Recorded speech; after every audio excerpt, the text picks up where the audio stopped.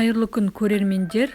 Бүгін кесе самса деп аталатын өте дәмді әрі оңай ыстық тағам дайындаймыз. Ол үшін қажетті қоспалардың барлығын описание бөлімінен оқи аласыз. Ең алдымен ұнымызға жұмыртқаны салып араластырамыз. Содан соң ыстық суға 1 шай қасық тұзды салып қойдым. Соны осы жұмыртқамыздың үстіне құйып алдымен араластырып аламыз. Содан соң қамыр илеп дайындаймыз.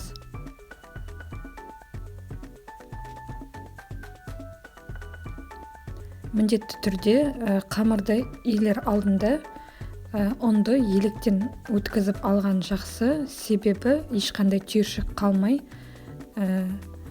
қамырымыз өте жақсы болып шығады.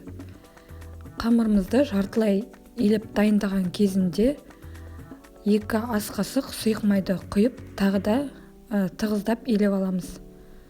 Содан соң ыдысқа салып, үстін пищевой пленкамен орап, бөлме температурасында 1 сағатқа қамырымызды алып қоямыз.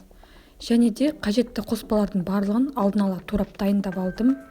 Ет, орташа 2 картоп және де 1 жуа. Содан соң қажетті дәмдеуіштерді саламыз. Тұзын және де бұрышын. Сарымсақты қосу, қоспау ол өздеріңізге байланысты, міндетті емес, және де салмамызды араластырып аламыз.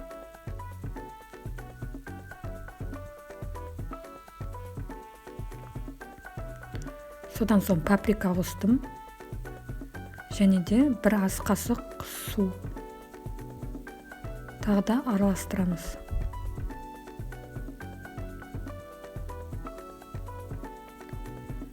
Қамыр тынып, жақсылап дайын болған соң 1 бөлігін бөліп алып қаламыз.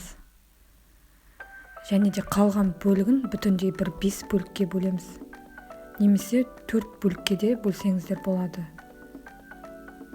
Алдымен қамырымызды алып, оқтаудың көмегімен тым жұқа қылмай жайып аламыз. Және де бізге 1 кесе қажет болады. Содан соң қамырды 1 шұңғылдау кесеге салып, айналасын жабыстырып аламыз. Және де осы кесе самсамызды ашқан кезде әдемі болып шығу үшін қызанақ қосамын.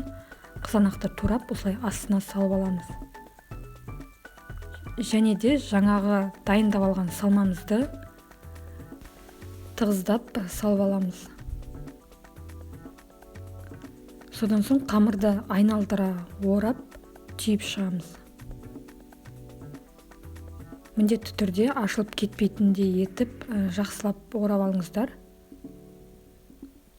Және де аударғанда осылай шарик тәрізді болып шығады. Және де қамырымыздың қалған 4 бөлігін дәл жаңағы бірінші дайындағандай етіп әзірлеп шығамыз.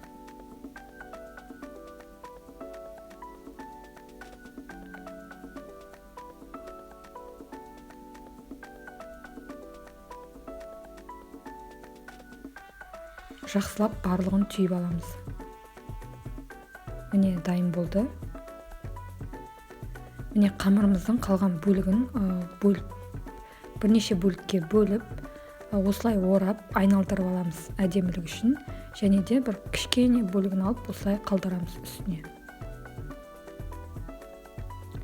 Барлығын осылай айналдыра орап, әдемілеп, сәндеп болған соң қалыпқа орналастырамыз. Содан соң жұмыртқаның саруызын алып, үстінен жағып шығамыз. Және де алдын ала пешті 180 градусқа қыздырып қойдым. Үстінен әдемілік үшін кунжутты сепсеңіздер болады. Және де 40 минут қызып тұрған пеште пісіретін боламыз. Міне кесе қуырдағымыз да дайын болды. Өте дәмді әрі әдемі болып шықты.